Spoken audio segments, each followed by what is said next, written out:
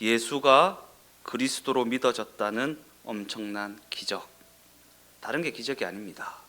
예수가 그리스도로, 예수가 구원자로, 예수가 내 삶의 주인으로 믿어졌다는 것 자체가 엄청난 기적입니다. 그래서 저는 오늘 본문의 말씀을 가지고 요한복음을 맺는 마지막 메시지에서 예수가 그리스도로 믿어졌다는 엄청난 기적, 이러한 제목을 가지고 은혜를 나누어 보고자 합니다.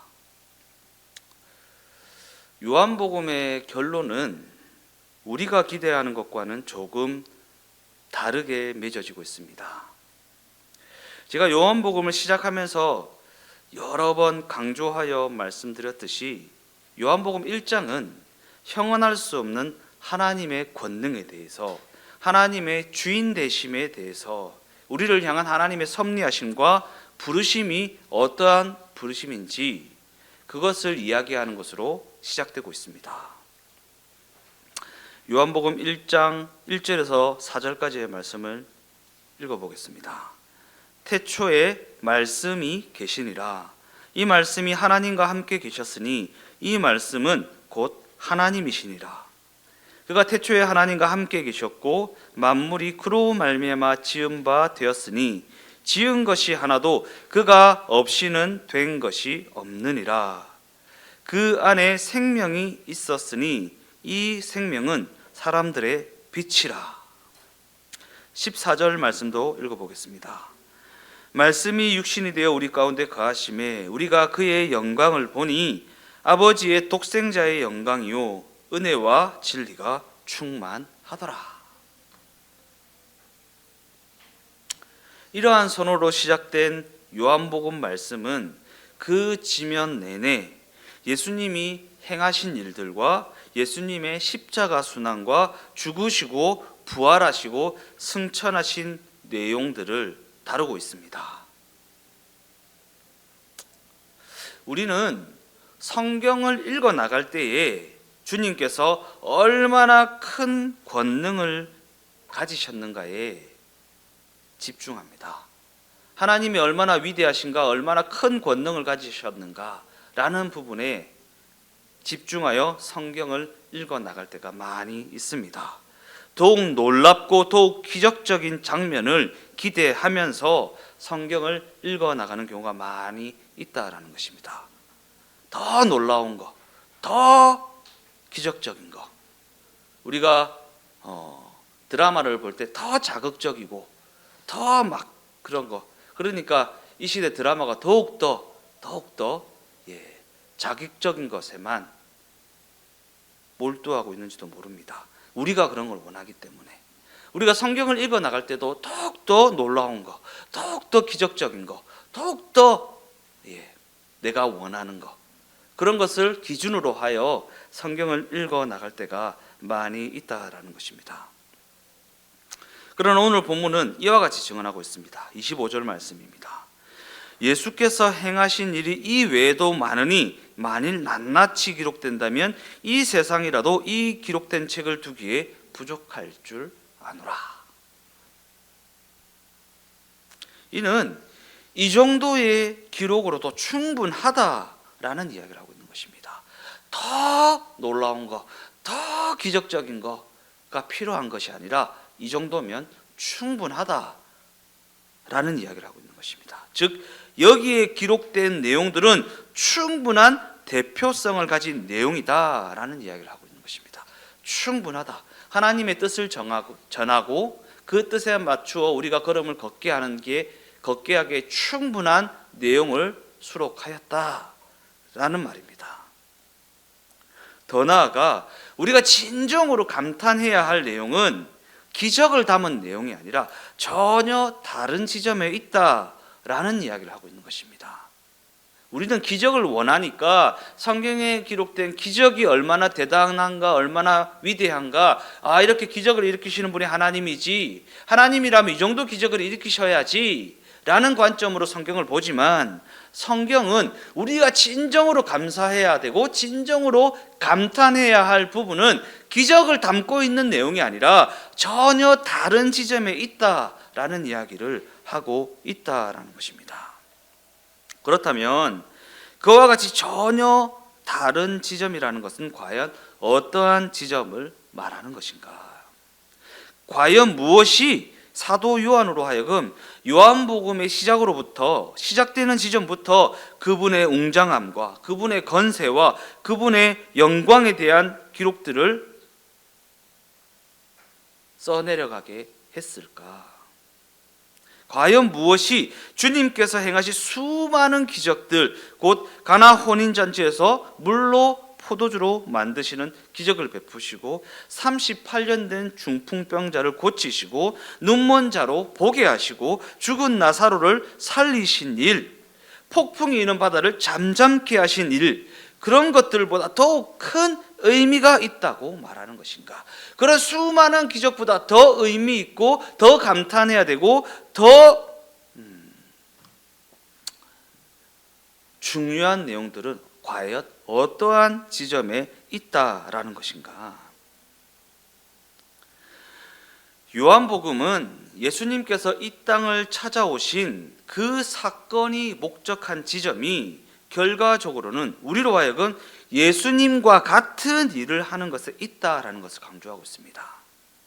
예수님이 하늘 보좌를 버리고 이 땅을 찾아오신 일, 그 찾아오신 일이 목적하신 지점이 우리가 예수님이 걸으신 그 길을 걷게 하는 것, 우리로 하여금 예수님께서 이 땅에서 살아내신 그 걸음을 걷게 하는 것에 있다라는 것을 강조하고 있다라는 것입니다. 요한복음 14장 12절 말씀입니다.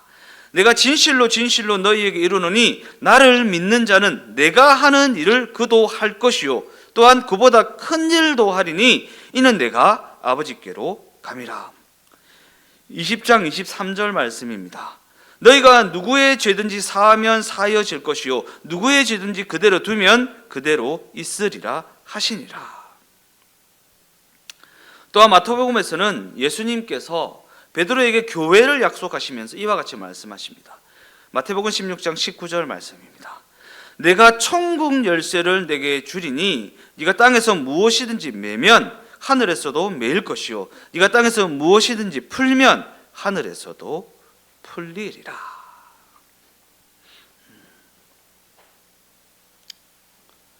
이처럼 복음서는 예수님이 하신 일이 우리에게 승계되었다라는 사실을 증거하고 있습니다. 예수님이 이 땅에서 하신 그 일들이 우리에게 승계되었다. 그리고 이 내용은 예수를 믿는 우리 각 사람이 자신의 신분, 자신의 지위, 자신의 운명, 자신의 영광을 이해하는데 필수적인 내용입니다. 예수님이 하신 일이 우리에게 승계되었다라는 이 중요한 사실은 우리가 우리의 신분을 이해하고 우리의 지위를 이해하고 우리의 운명과 우리의 영광이 되는 지점을 이해하는데 필수적인 내용이라는 것입니다. 이 부분을 놓치면 우리의 삶이 해석되어지지 않습니다. 그저 그냥 잘 먹고 잘 살면 신앙생활 잘 했는갑다 이렇게 그냥 엉뚱한 생각을 하게 되는 것입니다. 예수님께서 이 땅에서 하신 일들이 우리에게 승계되었다. 죄를 사하는 것. 너희가 누구든지 죄를 사하면 사해질 것이다. 네가 땅에서 무엇이든지 매면 하늘에서 맬 것이고 무엇이든지 풀면 하늘에서도 풀리리라. 예수님께서 이 땅에서 하신 일. 그리고 그러한 관점에서 요한복음 17장은 십자가 죽음을 앞두신 예수님께서 우리를 위하여 하나님 아버지께 대제사장적 기도를 하는 장면을 그리고 있습니다. 그리고 그 대제사장적 기도의 핵심에는 우리가 하나가 된 것 같이 그들도 하나가 되게 하려 함이니이다 라는 내용을 담고 있습니다. 이는 우리가 예수님이 십자가에서 감당하셨던 일, 곧 십자가 순환이나 속죄의 사역만을 너무나도 지나치게 강조하다 보면 그 일을 통해 의도하신 그 목적하심이 상대적으로 덜 강조되는 일이 발생하게 된다라는 것입니다. 예. 십자가, 순환, 속죄의 사역만을 너무 지나치게 강조하다 보면 그 일을 통해 목적하신 일이 덜 강조되는 일이 발생되어진다라는 것입니다. 분명한 사실은 예수님의 찾아오심은 일단 이 땅을 찾으신 것 자체만으로도 모든 것을 이미 이룬 것이 됩니다. 왜냐하면 예수님은 이 땅을 찾아오셔서 감당하실 그 일을 결코 실패할 리가 없기 때문입니다. 하나님이시잖아요. 하나님이시니까 하나님이 목적하시고 의도하신 말은 무조건 이루시고야 만다라는 게 하나님이라는 그 존재에 내포되어 있는 의미잖아요. 하나님이 뜻하신 것 반드시 이루어진다라는 게 하나님의 존재됨의 의미이잖아요. 그러니까 예수님께서 이 땅에서 이루실 그 일은 반드시 이루어지고야 만다라는 형식이 성립되게 되는 것입니다. 예수님이 이 땅에서 감당하신 일, 그 일은 반드시 이루어진다. 그러면 그로 말미암아 우리에게 목적하신 일, 곧 우리에게 맡기신 일이 무엇인가에 우리는 관심을 가져야 한다라는 것입니다. 예전에 제가 대학원 다닐 때에 전도를 했던 친구가 있어요. 그냥 같이 교회도 다녀주고 같이 밥도 먹고 같이 목욕탕도 가고 같이 운동도 하고 하면서 그 친구를 전도했는데, 그 친구가 이제 그냥 처음에는 그냥 같이 시간을 보내는 것만 했는데 그 친구에게 문제가 생겼어요. 이제 미국으로 넘어가야 되는데 미국 비자에서 비자 신청에서 떨어진 거예요.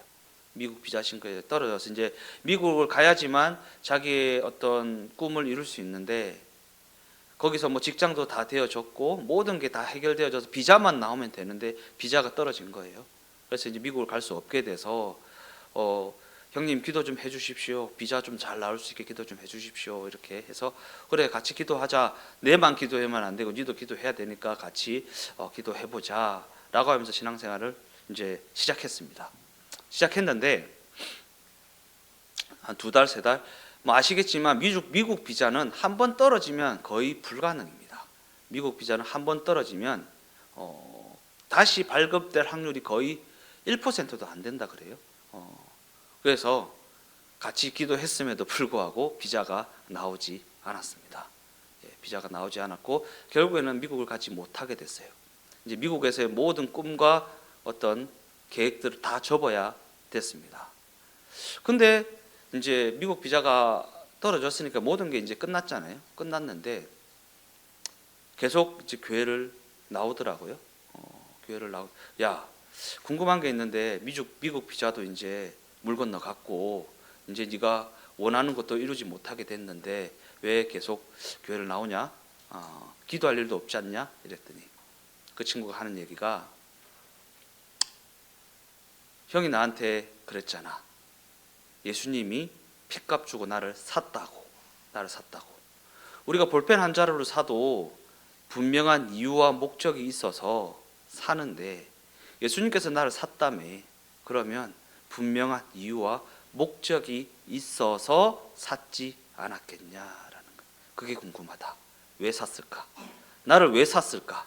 그 핏값 주고 왜 샀을까?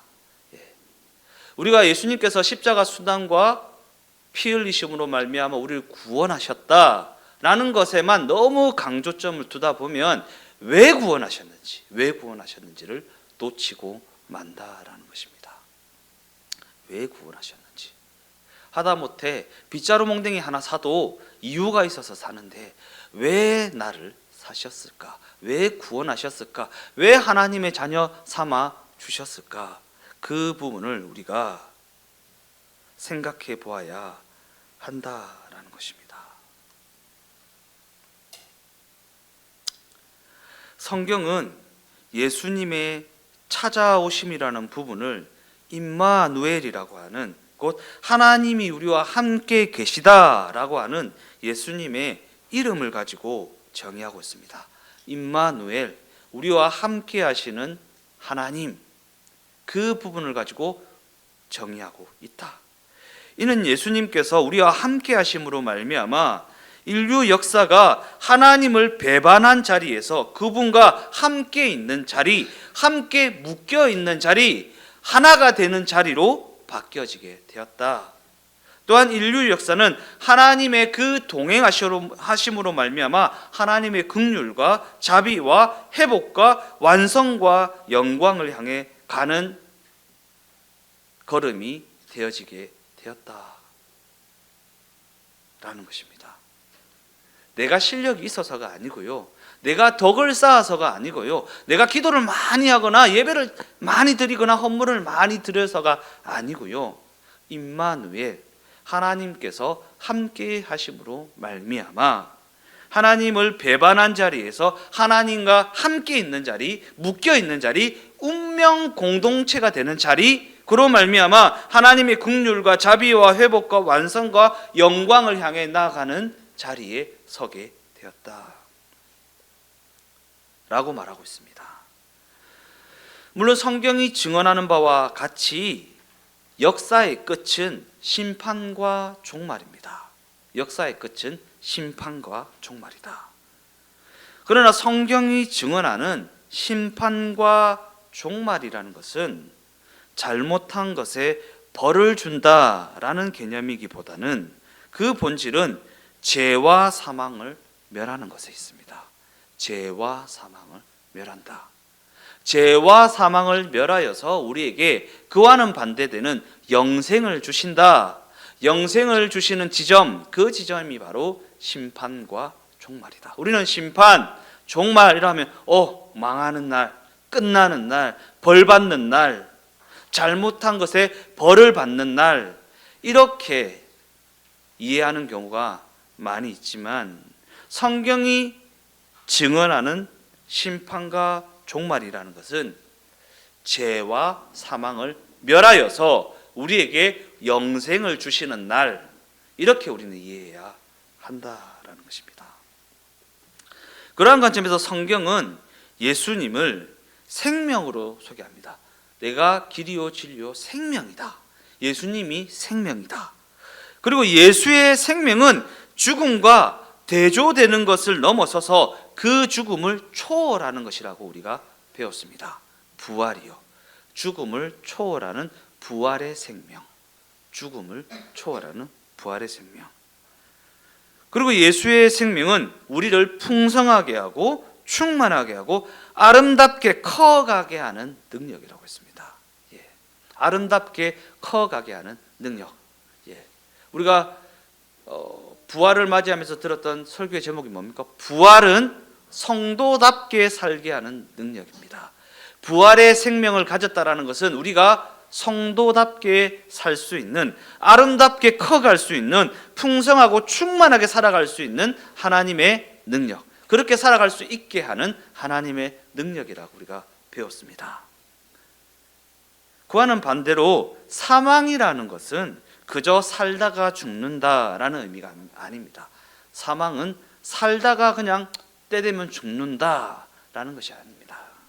왜냐하면 사망이라는 것은 모든 것이 헛되고 헛되다라는 것을 의미하고 거짓이 끊이지 않는다라는 것을 의미하고 아무런 결과가 없다라는 것을 의미하는 것이기 때문입니다. 사망, 헛되고 헛되다, 끊이지 않는 거짓, 아무런 결과가 없음, 그것이 바로 사망이 의미하는 바이기 때문입니다. 이렇게 생명이라는 것과 사망이라는 것이 대조되는 가운데 예수님은 우리를 회복시키는 일, 그의 백성이라는 자리를 되찾게 되는 일, 곧 하나님 아버지께서 기뻐하시는 그 일을 위해 이 땅을 찾아오셨다라는 것입니다. 그냥 십자가 순환, 고난, 십자가의 죽으심, 대속, 이런 것만 강조하다 보면 예수님의 십자가 죽음으로 말미암아 내 신분이 하나님의 자녀라는 신분으로 바꾸어졌지라는 어떤 단편적인 사건으로만 이해하게 되지만, 예수님의 그 일은 신분을 바꾸어 주는 것을 넘어서서 신분에 맞게끔 성도답게끔 살아내게 하는 것까지가 포함되어 있다는 것을 잊지 마십시오. 기도 따라 하십시오. 예수님의 이름으로 아멘, 구원받으셨습니다, 할렐루야, 이러고 마무리되는 것이 아니라 시작된 것입니다. 시작된 것입니다. 그 신분에 맞게, 그 존재에 맞게, 그 이름에 걸맞게 성도라는 위치에 걸맞은 삶을 살아갈 수 있도록 하나님께서 우리를 다루어 가고 계시다. 재창조를 완성하고 계시다. 하나님과 교제하며 사랑을 나누며 그 걸음을 맞추어 나가기에 부족함이 없는 존재로 만들어 가고 계시다 라는 그 일이 시작되었다 라는 그러한 이해를 가지셔야 됩니다. 그래서 고달픈 것입니다. 그래서 고달픈 거예요. 우리를, 실력 없는 우리를 하나님이라는 수준까지 끌어올리셔야 했기 때문에 이 땅에서의 그 고달프고 고난되는 지점을 허락하신 것입니다. 그리고 성경은 그 일이 예수님께 영광이 되는 일이고 예수님께 기쁨이 되는 일이라고 말하고 있다라는 것입니다. 그리고 성경은 이 모든 것을 예수가 그리스도로 믿어졌다라는 것을 고백하는 자들에게 새로운 신분과 새로운 지위와 새로운 역할이 주어졌다라는 이야기를 하고 있는 것입니다. 왜 구원하셨지? 이렇게 이 역할을 감당하라고, 이 역할을 감당하기 위해 새로운 신분과 새로운 지위를 맡기셨다라는 이야기를 하고 있다라는 것입니다.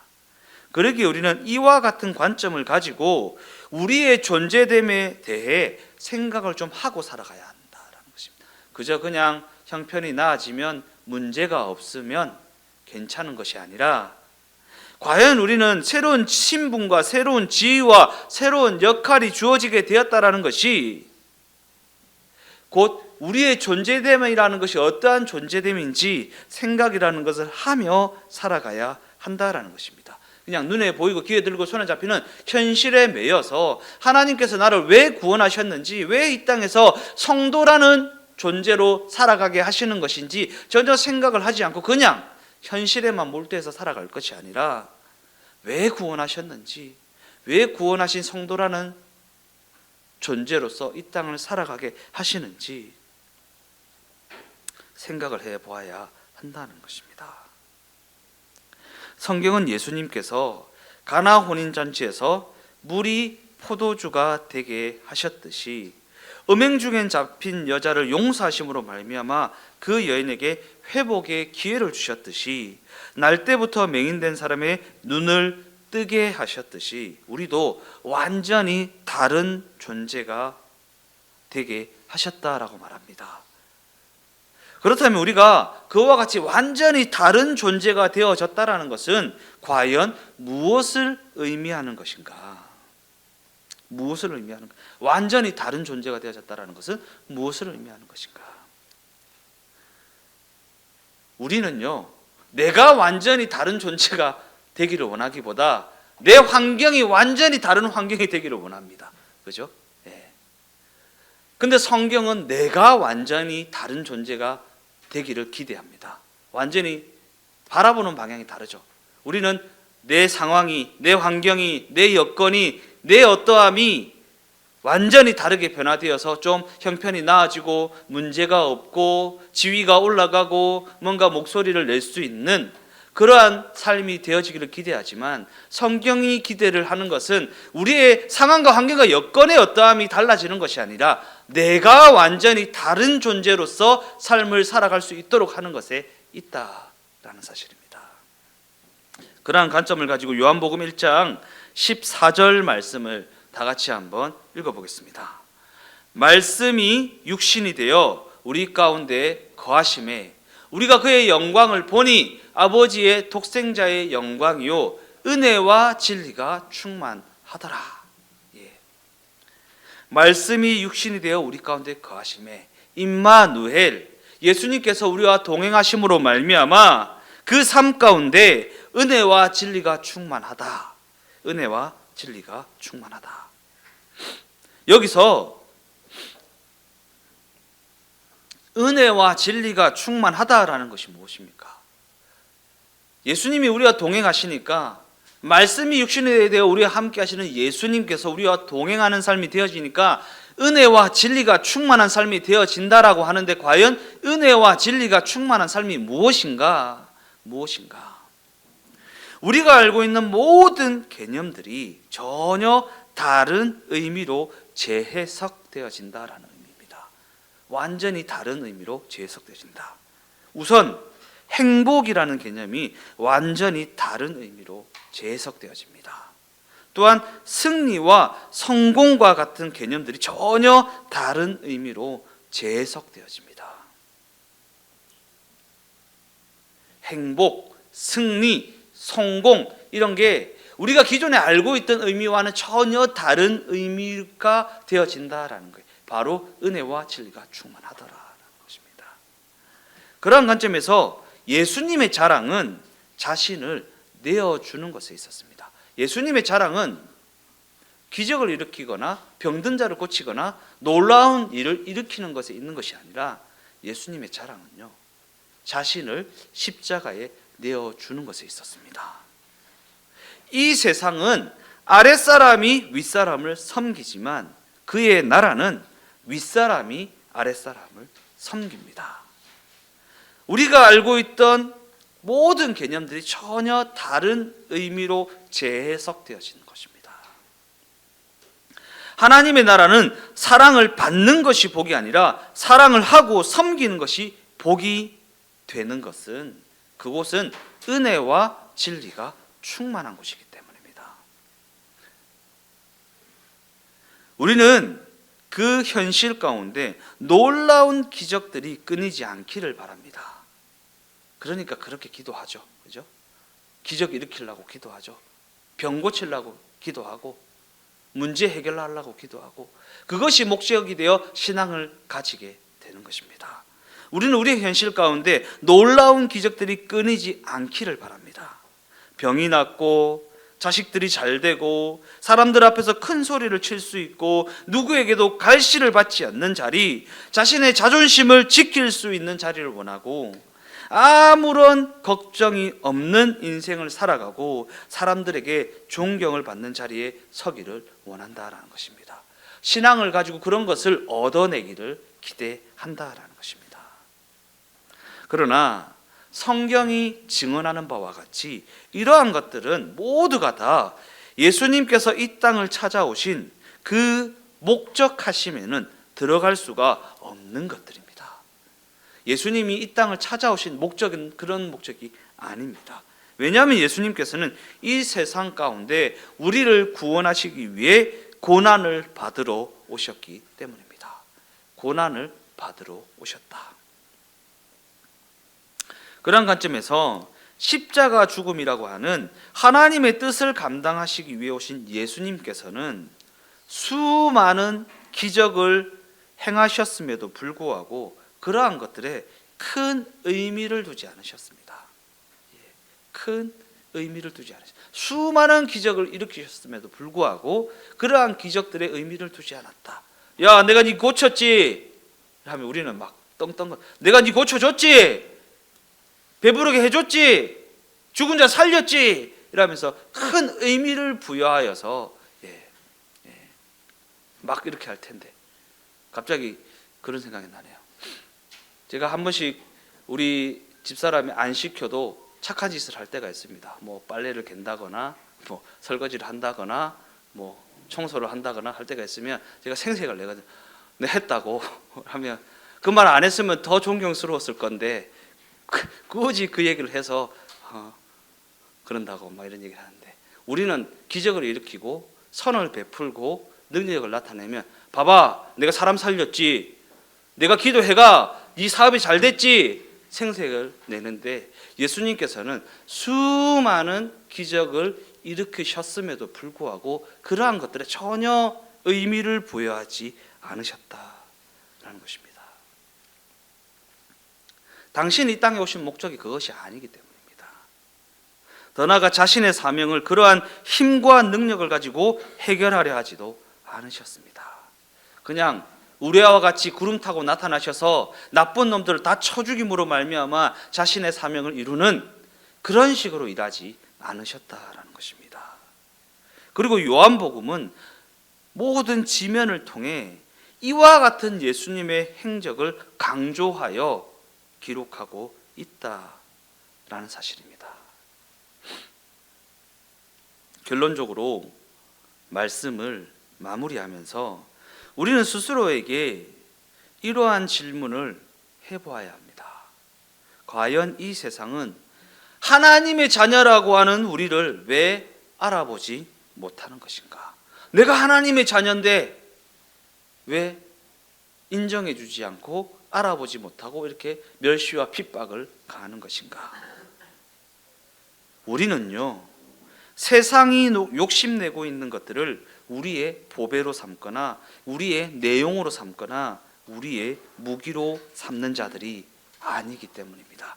세상이 욕심내는 것들을 우리의 보배로 삼지 않는다. 우리의 내용으로 삼지 않는다. 우리의 무기로 삼지 않는다라는 거예요. 근데 우리는 예수 믿어서 세상이 욕심내는 것들을 뽐내는 경우가 너무나도 많이 있었습니다. 내가 예수 믿어가 이 집을 샀다 아이가. 내가 예수 믿어가 우리 아들이 서울대학 갔다 아이가. 내가 예수 믿어가 이 병을 고쳤다 아이가. 이렇게요. 그러나 우리는 세상이 욕심내는 것들을 보배로 삼거나 우리의 신앙의 내용으로 삼거나 우리 삶의 무기로 삼는 자들이 아니다라는 것을, 예수가 그리스도로 믿어진 자들은 그러한 것들을 추구하며 살아가는 인생이 아니라는 것을 명심하고 또 명심해야 한다라는 것입니다. 우리가 자랑으로 삼는 것들은 이 세상이 전혀 관심을 두지 않는 것들이기 때문에 이 세상은 우리를 알아보지 못한다라는 것이, 우리에게는 그들의 관심사가 없기 때문에. 이 세상은요, 어차피 죽고 말 인생을 살아가지만 우리는 영생을 살아가고 있습니다. 어차피 그 결국이 뭐 대통령이 됐든 기업 총수가 됐든 그 결국이 사망일 수밖에 없는 인생을 살아가고 있기 때문에 욕심을 내야죠. 결국이 사망인데 그 과정이라도 욕심을 내야죠. 그러나 우리는 그 결국이 영생이기 때문에 이 땅에서는 저들이 관심을 두지 않는 곳에 관심을 두며 살아갈 수 있다라는 것입니다. 예수가 그리스도로 믿어진 엄청난 기적 가운데 살아가는 우리는 말입니다. 그러기에 오늘이라는 삶의 현장, 그 신앙 현실 가운데 우리가 믿고 우리가 소원하는 것이 전혀 피력되지 않는다면 그것은 이미 내 것이 아니라는 것이고 그저 헛되고 헛된 것에 불과하다라는 것을 잊지 마십시오. 예수가 그리스도로 믿어졌다라는 이 내용이, 우리가 믿고 우리가 소원하는 이 내용이 우리의 삶의 현장과 신앙 현실 가운데 전혀 피력되어지지 않는다면, 그와는 전혀 상관없는 삶을 살아가고 있다면 그 인생은 헛되고 헛되며 모든 것이 헛된 사망을 향해 가는 인생이 되어지고 만다라는 거예요. 더 나아가 이러한 것들은 천국 가면 보상받는다라는 관점으로 풀 수 있는 문제도 아닙니다. 손해보고 살아. 그래도 천국 가면 보상이 있겠지. 왜냐하면 성경은 우리에게 지금을 믿는 자답게 살아갈 것을 권하고 있기 때문입니다. 지금을요. 지금을. 우리 모두는 신앙 현실이라고 하는 그 여정으로 부르심을 입은 자들이기 때문입니다. 신앙 현실을 믿는 자답게, 예수가 그리스도로 믿어진 자답게, 영생을 허락받은 자답게 살아낼 것을 권하고 있기 때문입니다.